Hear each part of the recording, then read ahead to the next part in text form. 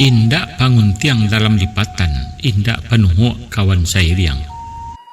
Leba pandindiang kampuang, panjang pandukuang anak kamanakan, nan saling kuang cupai adai, nan sapayuang sapataga, di bawah payuang di lingkuang cupa.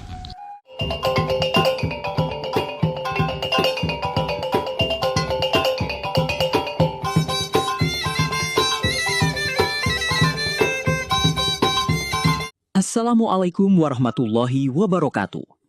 Sairing balam jo barabah, balam lalu barabah mandi. Sairing salam nanjo sambah, salam ta'azim dari kami. Salam budi, salam luhur, dan salam hormat kita sampaikan kepada segenap penonton dimanapun Anda berada. Dalam tatanan kehidupan masyarakat Minangkabau, kedudukan seorang Pangulu bukanlah sekadar gelar yang disandang semata.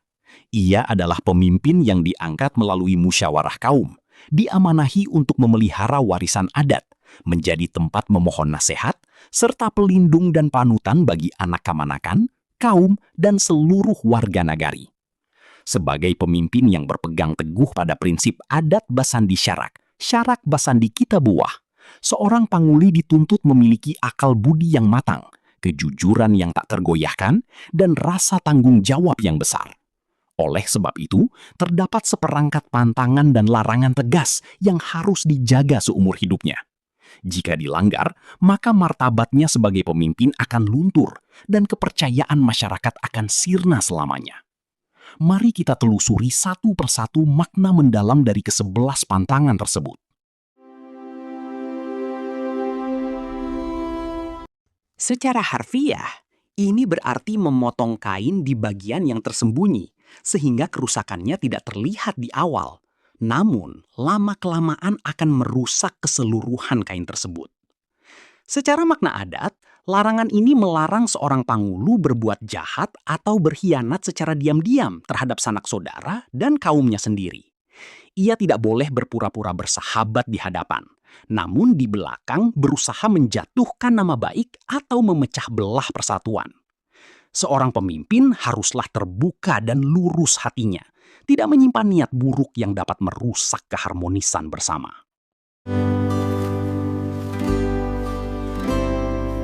Peribahasa ini melarang menusuk dari belakang orang yang selama ini berjuang seiring sejalan, sepaham, dan setujuan dalam membangun nagari.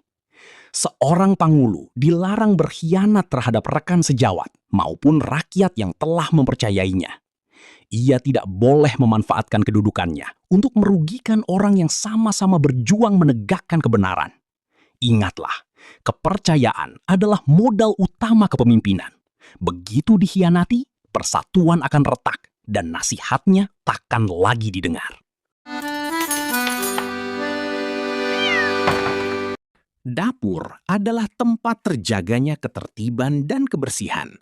Melepaskan kucing di sana berarti membiarkan binatang itu merusak dan mengotori apa yang ada di dalamnya tanpa ada yang menghalangi. Maknanya lebih luas lagi.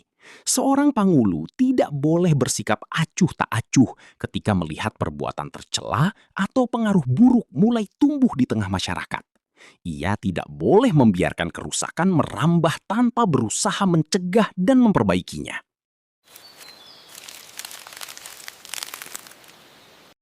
Tanaman kacang yang tumbuh memanjat biasanya menghasilkan buah yang kurang bernas, tidak sebaik yang tumbuh merunduk di tanah.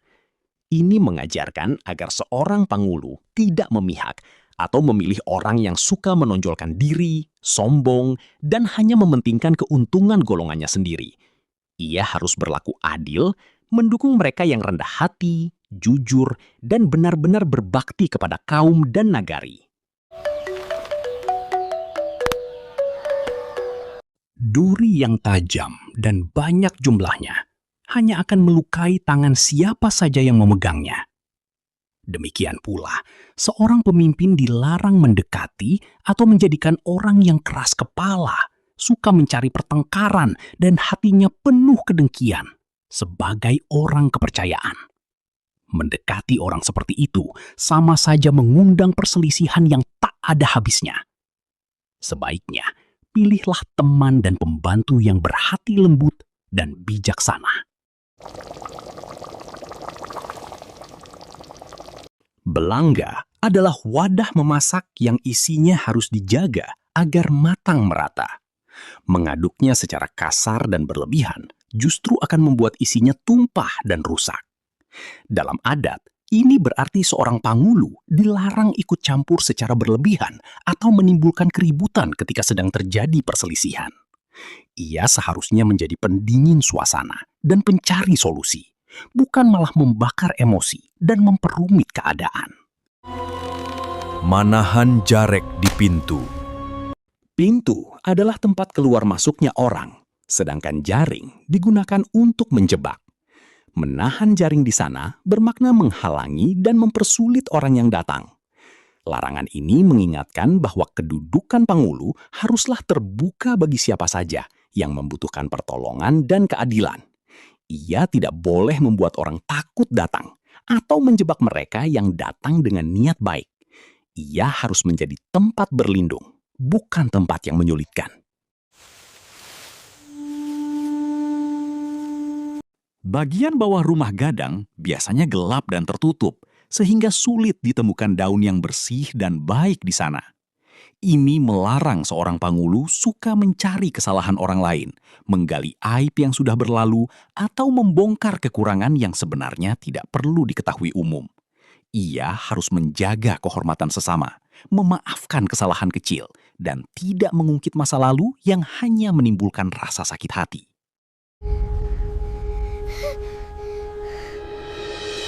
Dalam adat Minang, anak kamanakan adalah amanah suci yang harus dijaga hak dan kehormatannya.